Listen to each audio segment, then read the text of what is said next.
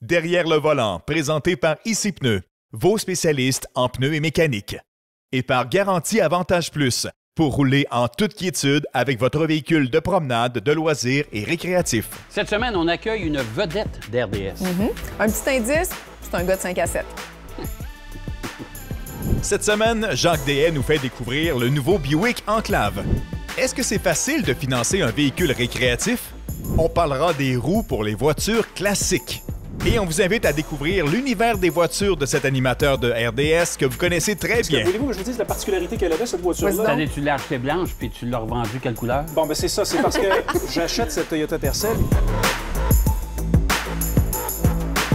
Bienvenue à Derrière le volant.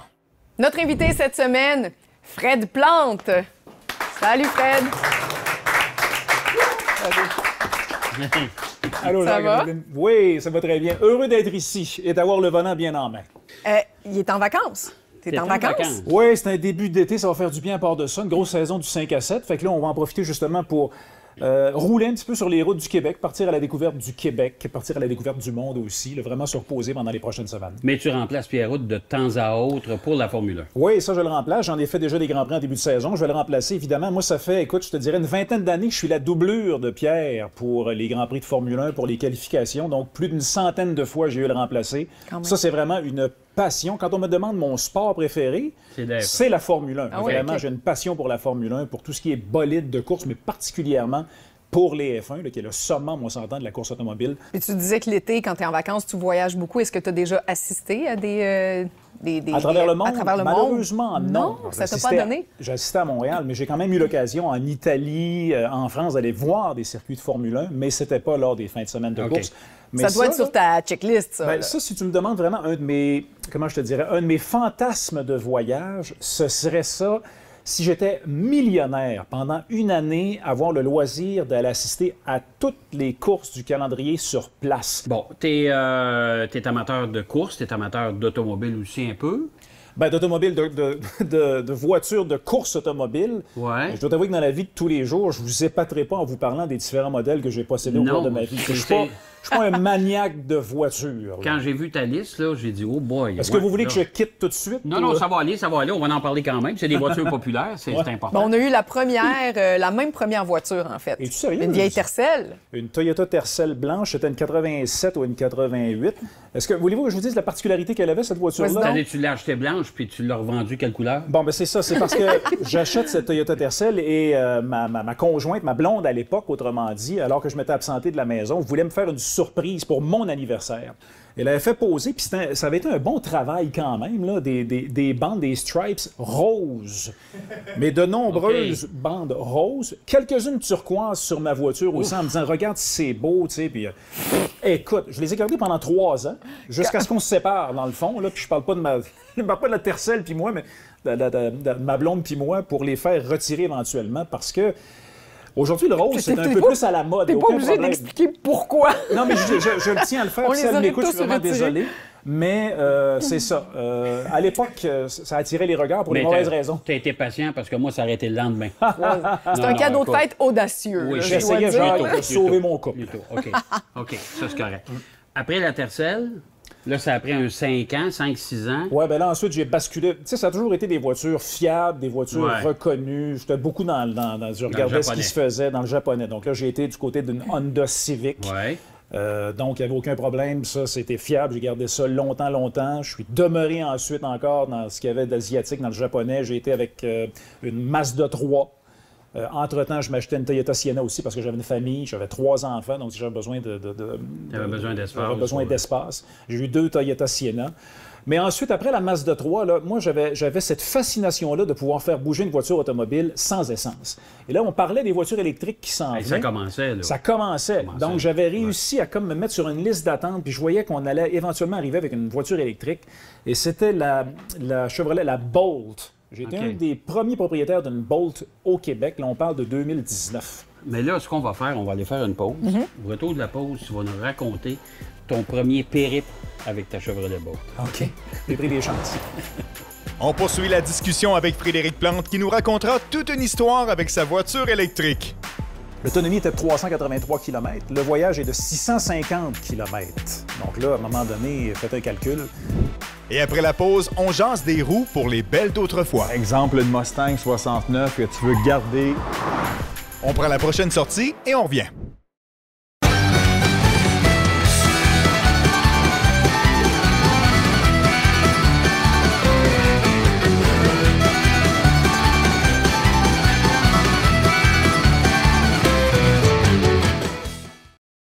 On est au Québec et souvent sur la route, on voit des voitures classiques pendant la belle saison. Les gens la sortent pour l'exposer. Il y a différentes réunions, des rencontres. On est fiers, mais ça prend des roues, souvent des roues neuves. Pour des voitures classiques, c'est pas évident. Non, c'est pour ça que je te dirais deux grandes familles, Fred, de restaurateurs, on va dire, de voitures classiques. Celui qui va désirer avoir la voiture la plus originale possible, donc roues et pneus inclus, dans les dimensions d'origine. Dans notre ère d'aujourd'hui, c'est très compliqué à avoir, 50, 60, 70 ans en arrière. C'est plus des grandeurs communes. C'est pas un marché qui est très grand chez nous au Québec et au Canada. On roule, comme tu dis, souvent que l'été. Donc, ces gens-là vont devoir souvent magasiner aux États-Unis, où il y a un plus grand marché. Exemple, une Mustang 69 que tu veux garder comme Mustang 69. La roue de 69 n'est pas évidente à trouver, mais ça existe. Ça existe. Même le pneu, si la dimension qui va sur cette roue-là, c'est pas vendu dans tous les garages du coin. Non, ça prend des pneus aussi sur la roue. Effectivement. Donc ça, c'est un peu plus compliqué, ce type de restauration-là. C'est pas rare qu'on va voir justement ces voitures-là avec des pneus assez vieux, parce qu'ils n'ont pas réussi à remplacer ceux-ci. C'est pour ça qu'ils ne roulent pas longtemps l'été. 2 jours. Entre les promenades, c'est tout. Là, on fait pas beaucoup de villes avec ça. Resto Mode nous apporte ce genre de roue-là, plus au goût du jour, beaucoup plus grosse. Hein, on va s'en dire que c'est pas en 69 qu'on avait des pneus de cette grosseur-là. Pourquoi on a besoin de ça sur un Resto Mode? C'est que c'est une voiture antique, amenée avec la mécanique d'aujourd'hui. Frein à disque ou 4 roues, le moteur a été changé aussi, plus performant. Donc, on a besoin de ce roue-là, mais ça garde le cachet d'antan. OK, donc c'est léger quand même, c'est meilleur pour la performance. On fait de la restauration à la mode, le Resto Mode. Donc, tu peux avoir 2 petites roues en avant, la dimension, la hauteur, tu peux tout changer ça, la largeur des pneus, et tu gardes avec ton modèle classique que on a le look. À la mode, c'est intéressant. Exactement, c'est une très belle modification. Donc, on a l'emblème du passé avec la technologie d'aujourd'hui. Je pense le meilleur des deux mondes. Hey, merci pour ces conseils. Ça fait plaisir, Fred. Bonne saison. Merci. On poursuit la discussion avec Frédéric Plante qui nous partageait avant la pause avoir été un des premiers à se procurer une voiture électrique. Mais à la base, qu'est-ce qui t'attirait vers ça? C'était un risque. C'était un risque, mais c'était aussi une énergie propre. C'était important pour moi aussi. Il y avait le côté économique aussi. Veux pas, tu sais, je me disais, OK, si je comprends bien, je peux alimenter une voiture par l'électricité. C'était moins cher que l'essence aussi. Puis il y avait le thrill aussi, là, ce goût-là un peu de me mettre en danger en disant, OK, il y a une gestion vraiment à faire. Il faut que je calcule parce que là, il y a pas de... Je peux pas aller mettre de l'essence à nulle part. Il faut que je planifie quand je fais un voyage. Donc, le 1er janvier 2019, on m'appelle pour me dire, la Bolt arrive, on la descend du camion. J'étais chez le concessionnaire, je l'ai vue.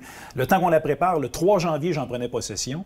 Et là, quelques semaines après, je me dis, parce que moi, j'ai fait de la radio énergie en Abitibi, à Val-d'Or, à Amos. J'ai dit, je vais aller voir des gens à Amos avec ma voiture électrique.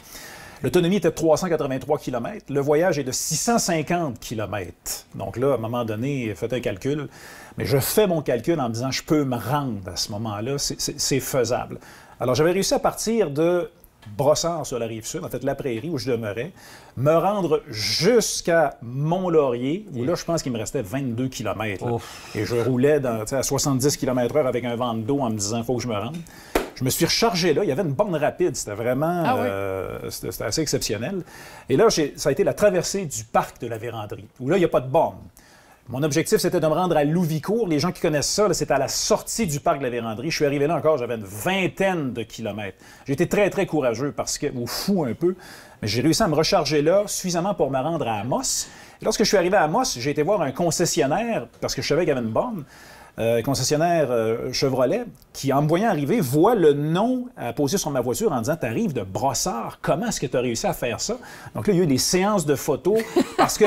Il a traversé le parc! Non, mais là, je donnais des justifications aux vendeurs là-bas qui disaient « OK, nous aussi, on peut présenter ça à nos acheteurs. Regardez, il y a quelqu'un qui a réussi, si vous achetez une voiture électrique, c'est possible d'aller jusqu'à Montréal. Vous pouvez le faire en chemin inverse. » Quel mois de l'année? Tu n'avais pris possession en janvier? Là, j'attendais justement qu'il fasse un peu plus doux, donc ça devait être au mois de mai. Fait que là, Mais on s'entend qu'à l'époque, en février, ça le faisait pas. Là. Ça aurait été impossible. C'est ça.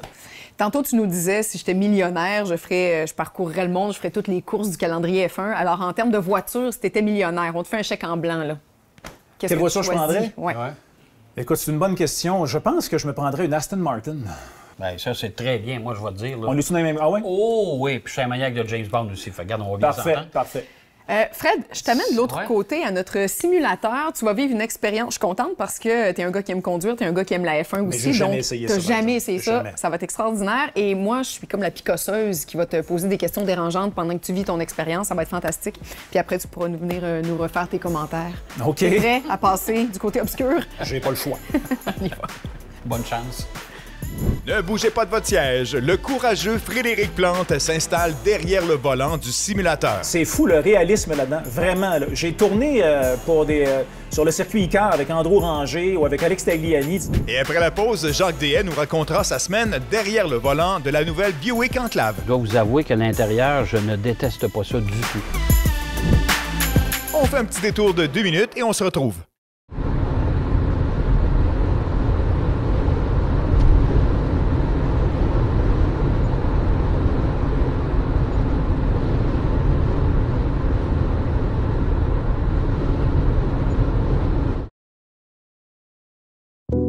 Avec Jacques Deshaies, on pense à l'avenir avec la nouvelle édition de la Buick Enclave qui va sûrement plaire à plusieurs. Aujourd'hui, nous vous présentons un véhicule qui se trouve dans une catégorie passablement achalandée, c'est-à-dire les utilitaires à 7 places. Le Buick Enclave, c'est un véhicule qui commence à avoir beaucoup d'expérience, qui roule déjà depuis longtemps, mais qui a connu aussi beaucoup de succès. Ce Buick Enclave 2025, je dois vous avouer qu'à l'intérieur, je ne déteste pas ça du tout. Je trouve ça très élégant. Il y a des touches qui sont pas mal de fun, dont entre autres les espèces de petits points qu'on retrouve en dégradé, autant dans le tableau de bord que dans les intérieurs de portière. Je trouve ça une belle attention de la part des designers. Console centrale ici qui est flottante, qui vous permet de mettre beaucoup d'objets en dessous ici, sur le plancher. La teinte de bleu aussi qu'on a mis en partie supérieure des portières, au-dessus du tableau de bord et même le volant, avec le beige et le blanc du reste du tableau de bord, les sièges avec les surpiqûres aussi, les coutures ici bleues. Je trouve ça très, mais très joli. Vraiment, là, c'est une... Il y a de belles petites touches à l'intérieur du véhicule qui rend qui rend ça agréable. Notre version ici a 2 sièges capitaines sur la 2e rangée et une banquette pleine à l'arrière. Alors, ça facilite bien sûr l'accès aux places arrière en passant par le milieu. Je pense que c'est souvent, les clients vont préférer avoir une pleine banquette aussi en 2e rangée, ce qui nous permet d'ajouter un passager supplémentaire. Le silence à bord sur la route, c'est assez exceptionnel, je vous le dis. C'est un véhicule qui est hyper confortable aussi, suspension bien calibrée. Pour le prix, là, honnêtement, c'est un véhicule qui m'épate, qui m'impressionne jusqu'à présent.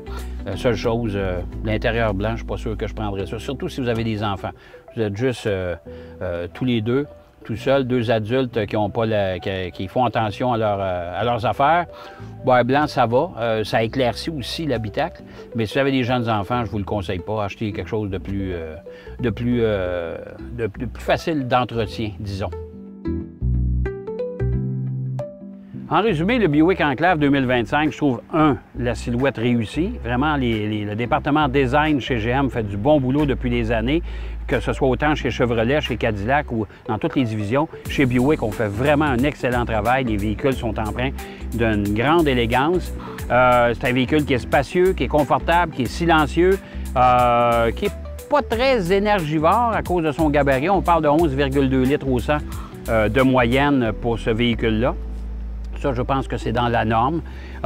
Mais c'est un véhicule vraiment à considérer. Rapport qualité-prix excellent. On parle d'un véhicule de 69 900, je pense, pour la version à venir, qui est quand même une version très équipée. Alors, moi, si vous êtes en processus de magasinage pour un véhicule de ce type-là, un véhicule utilitaire sport 7 places, le Buick Enclave, il faut vraiment vous le considériez dans votre achat.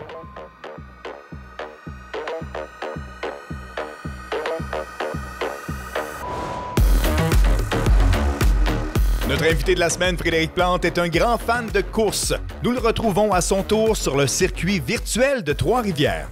Vas-y, mon cher Fred, lance-toi. OK, j'accélère. Là, je alors, découvre. là, tes premières impressions? Écoute, je trouve que c'est admirablement bien fait. Et à venir jusqu'à présent, soit je suis dernier ou premier, mais il n'y a personne d'autre que moi sur la T'es piste. seul en piste, c'est ça. Fait que, écoute, Allô, Trois-Rivières! Make some noise! Oh, attends un peu, là, je m'en vais où, ici? Ici? moi, je te fatigue un peu avec des questions. Vas-y. Mais je veux savoir, d'entrée de jeu, t'es quel genre de conducteur? Je suis un conducteur prudent, Désorienté. un conducteur qui va suivre les règles de la route. OK. J'ai le pied lourd des fois un peu. Tu sais, des fois, je peux faire un petit peu de vitesse, puis il faut vraiment que je me le dise. OK, ralentis parce que là, je suis un petit peu trop rapide, mais je pense que je suis un bon conducteur prudent. Il y a une chose qui m'exaspère, c'est les gens qui sont dans la voie rapide et qui comprennent pas que quand il y a quelqu'un derrière toi, il faut que tu vas à droite. Alors, est-ce que t'es quelqu'un qui accepte facilement d'être copilote ou de se faire conduire?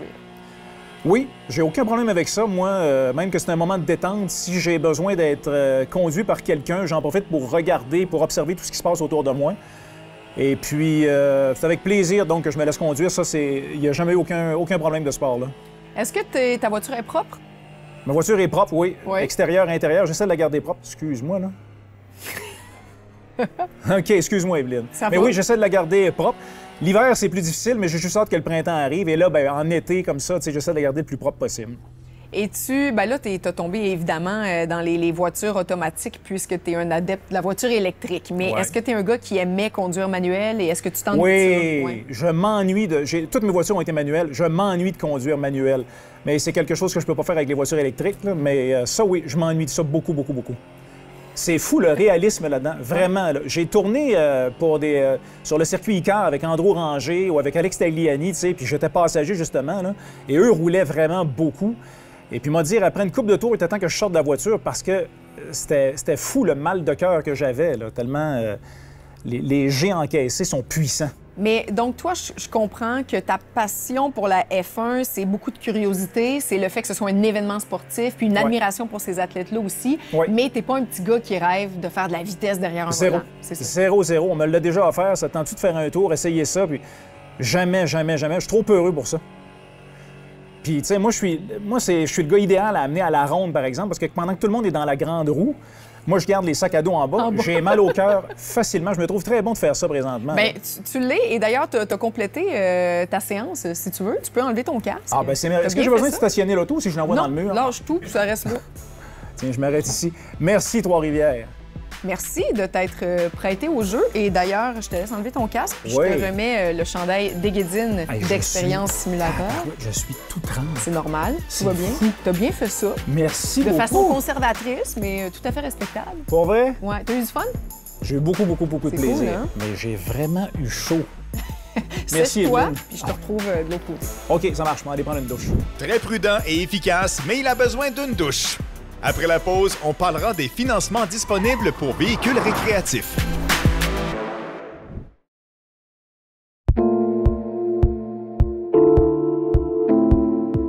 Annabelle, c'est l'été, enfin. Yes. On va en profiter. C'était la récréation et qui dit récréation dit véhicule récréatif.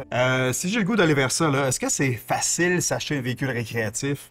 Bien, si tu veux le financer, il va falloir que tu fasses exactement comme le financement automobile, que tu ailles en concession et que Ouais, tu passes oui. voir au crédit. Par contre, sache, mon cher Fred, que c'est plus difficile de passer au crédit pour du récréatif que pour une voiture. Et pourquoi donc? Il y a beaucoup moins de joueurs, il y a moins de banques, d'institutions financières qui vont vouloir aller prendre ce risque-là. Donc, Ben, c'est du luxe, puis qu'il y a un risque aussi, parce que... exactement. Il y a de la c'est pas deuxième essentiel. chance au crédit aussi qui existe, mais beaucoup moins populaire que du côté de financement automobile, là, par Mais exemple. pourtant, c'est pas long là, comme période. Là. Exactement. C'est pas long comme période et justement, les banques sont très nerveuses de financer ce type de véhicule-là. Je te donne un exemple. Les banques, ils vont toujours avec le facteur risque, OK? Le taux d'intérêt va être plus élevé en récréatif. Pourquoi? Parce que c'est la dernière chose que tu vas payer peut-être à un moment donné. La moto parce dans que- le cabanon, OK. Exactement. Les taux d'intérêt, là, par exemple, sur les hypothèques, là, sont plus bas parce que c'est la première chose qu'on va aller payer. Après ça, on va payer son épicerie, on va payer son électricité. Se vêtir. On va payer aussi son auto pour aller travailler pour payer son loyer. OK. Et la dernière chose qu'on va payer, c'est évidemment le VTT qui est dans le garage depuis un certain temps. Donc, c'est pour ça que certaines institutions bancaires préfèrent pas aller dans des dossiers parce que, justement, c'est un petit peu plus risqué. Le risque que le client ne paye plus est plus grand que sa voiture ou encore que son Bien, on peut en hypothèque. profiter quand même. Ah ben oui, on peut en profiter. Et les banques en récréatif, pour alléger justement le paiement par semaine, va faire du financement sur des termes très, très longs. On parle de 120 mois même. Donc, ça fait qu'on a un petit paiement qu'on voit à peu près pas passer et ça nous permet, Fred, de passer un été les cheveux au vent avec sa moto ou son VTT. Bonne saison. Je vous annonce en primeur que Fred Plante va courir au Grand Prix de Trois-Rivières. Il a eu sa première pratique. Oui, mais moi, je t'annonce en primeur que c'est complètement faux. Là, je viens de finir de sécher. J'étais complètement mouillé en sueur, en transpiration. Quand on dit qu'un simulateur, ça aide à comprendre un circuit, je viens de le comprendre justement tellement la réalité est frappante. C'est spécial, hein? Ah, c'est absolument... c'est vraiment, tu sais, tu as l'impression d'être sur le circuit. C'est réaliste, oui. Et tu sens les jets aussi, tu les encaisses, et puis tu sens aussi ton moteur qui vibre. En plus, à la vitesse très modeste où j'allais, j'imagine si j'avais été un petit peu plus vite, là, ça aurait été encore plus troublant. Et les gens s'imaginent encore qu'un pilote automobile, ça fait pas d'exercice, il est assis dans un auto, puis c'est tranquille. C'est complètement faux. La plupart des pilotes automobiles là, doivent être dans une forme exceptionnelle. D'ailleurs, il y a plusieurs pilotes de F1 qui sont capables de courir des marathons. Jenson Button était un triathlète. Il y a eu plein de... Jarno Trulli aussi était un marathonien. Mais on dit que c'est une forme qui ressemble à celle des astronautes. Absolument. Tu es en apnée continuellement. Ensuite de ça, tu es sanglé. Tu peux pas vraiment baisser ta fenêtre pour te rafraîchir. Tu as un petit litre d'eau qui devient tiède et chaud. Pulsation cardiaque à 200. Alors, c'est difficile. Là, en plus, à partir de cette année, ils n'ont même plus le droit de sacrer. En T'imagines? plus, sinon, tu as Ça, une tape c'est sur les maudit. doigts. Ça n'a pas de bon sens. Une chance qu'ils ont beaucoup d'argent. Ben, moi, j'en ai fait de la course automobile pendant 10 ans. J'ai couru au Grand Prix de Trois-Rivières pendant quelques années. Je peux te dire une chose, quand tu sors de là, ça prend 2 personnes de t'enlever le saut tellement il est collé sur toi parce que tu as transpiré. En moyenne, on perdait à peu près 10 litres d'eau par course. J'en doute pas. J'en doute pas. Ouais. Vraiment. C'est effrayant. À quel moment tu as perdu ta forme? Quand j'ai arrêté de faire de la course. Il en fait plus, ça fait longtemps. Ça fait longtemps, j'en fais plus. Merci, vous êtes des amis. Mais, écoute, il revient cet automne-là. Le demander, je sais pas. Oh, ouais. Si la réponse est non, il y a un malaise évident. Non, mais pas ici, mais tu vois. Au 5 à 7, tu veux dire? Oui, ben oui. Oui, on va amorcer notre 15e saison déjà. Ben, à ce que 17e ça, saison. Oui, 17e saison si on compte le 4 à 7. Alors Wow. oui, effectivement. Qui fait le concept de l'émission? Parce que vous êtes humoriste de temps en temps. Lui, je vais remplacer François Morancy. Mais vous avez quand même un brin d'humour tous les deux. Oui, bien, c'était le mandat qu'on nous avait donné à l'origine quand on a développé l'émission qui s'appelait le 4 à 7 au réseau InfoSport. On voulait une émission de bonne humeur sportive. Ouais. C'est la raison pour laquelle, puis c'était révolutionnaire un peu à l'époque, que je le dis sans prétention, on n'avait pas de cravate. On nous avait dit retirez votre cravate. C'était l'époque où les gens arrivaient à la maison, étaient déjà au courant de ce qui s'était passé dans les nouvelles sportives. Donc, c'était simplement de faire une autre sorte de mise en bouche, de leur expliquer ce qui s'était passé, puis de mettre la table pour la soirée, mais dans un cadre, plus léger, avec un peu d'humour. Et puis, ben, regarde, ça fonctionne depuis maintenant plus d'une quinzaine d'années. Donc, cet été, un peu de repos, un peu de voyage, un petit peu de F1 à la description de certains Grands Prix en remplacement de Pierre. Et puis, on te retrouve à l'automne. Ouais. Et reposer. Bien, c'est ce que je souhaite, en tout cas. Me reposer, aller faire un voyage. Je vais aller essayer, entre autres, je me suis loué une voiture pour aller conduire du côté de l'Espagne. Il y a des belles routes là-bas, semble-t-il. Donc, je vais aller faire un tour là-bas. J'aurai l'occasion de vous en reparler, de vous envoyer des photos. Mais bon été à vous autres Merci. aussi. Puis bravo pour votre belle saison. Merci à c'est toi gentil, aussi. C'est gentil. Bien, on vous dit merci à vous aussi. On se revoit la semaine prochaine, d'ailleurs, pour notre émission qui sera la dernière de la saison. Alors, à bientôt. À bientôt. Derrière le volant vous a été présenté par Ici Pneus, vos spécialistes en pneus et mécanique, et par Garantie Avantage Plus, pour rouler en toute quiétude avec votre véhicule de promenade, de loisirs et récréatif.